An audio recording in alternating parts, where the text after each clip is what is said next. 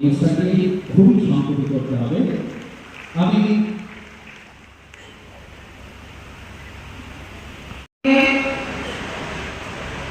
আমাদের রাজ্যে বিভিন্ন ভাবে আলোচনা চলছে। একটা নতুন আইন যখন আসে বিভিন্ন প্রেক্ষাপট নিয়ে আলোচনা হয়।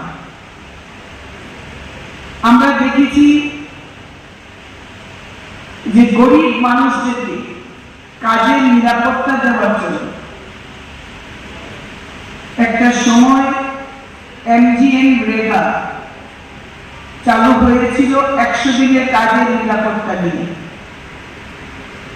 সময়ের দাবি মেনে সময়ের সাথে সাথে আইনের অ্যামেন্ডমেন্ট প্রয়োজন হয়।